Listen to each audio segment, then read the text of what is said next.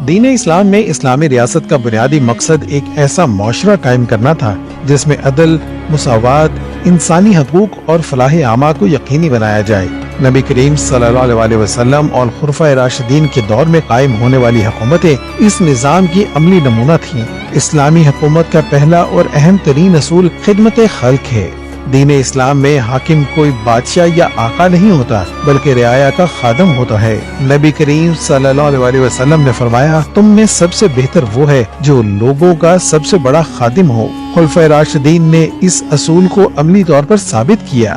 خاص طور پر حضرت عمر فاروق رضی اللہ تعالی عنہ کا طرز حکمرانی خدمت خلق کی روشن مثال ہے۔ اسلامی نظام حکومت میں حکمران خود کو اللہ اور عوام دونوں کے سامنے جواب دہ سمجھتا ہے۔ خلافت کا مفہوم ہی یہی ہے کہ خلیفہ اللہ کی زمین پر اس کا نائب ہوتا ہے اور اسے اللہ کے احکام کے مطابق حکومت کرنی ہوتی ہے۔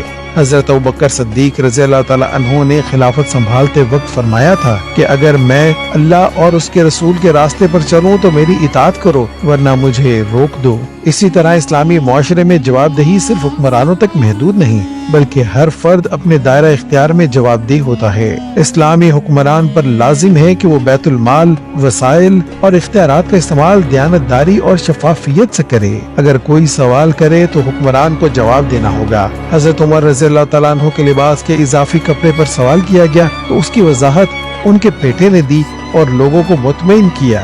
یہ واقعہ اس بات کی علامت ہے کہ اسلامی حکومت میں حکمران بھی عوام کے سوالات کے سامنے جواب دہ ہوتے ہیں۔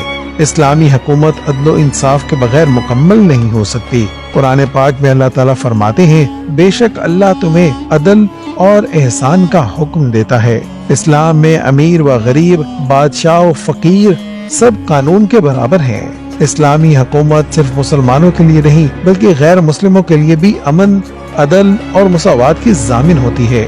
مدینہ میں نبی کریم صلی اللہ علیہ وسلم نے جو ریاست قائم کی اس میں یہودی، عیسائی اور دیگر اقلیتوں کو مکمل مذہبی، سماجی اور اقتصادی آزادی حاصل تھی۔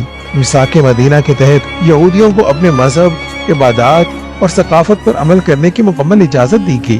حضرت عمر رضی اللہ تعالیٰ عنہ نے بیت المقدس فتح کیا تو عیسائیوں کو ان کے مذہبی مقامات کی حفاظت کی مکمل ضمانت دی۔ یہ روایات بتاتی ہیں کہ اسلامی حکومت میں اقلیتوں کے ساتھ عدل، عزت اور برابری کا سلوک کیا جاتا ہے، نہ کہ ظلم یا جبر۔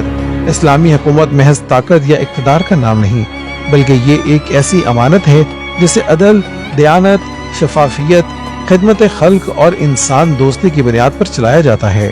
نبی کریم صلی اللہ علیہ وسلم اور خلفائے راشدین نے جو عملی نمونہ پیش کیا وہ آج بھی دنیا کے لیے رہنمائی کا منبع ہے۔ اگر آج کی مسلم قیادت ان اصولوں کو اپنائے تو نہ صرف مسلمان بلکہ پوری انسانیت کو ایک عادل اور پرامن نظام مل سکتا ہے۔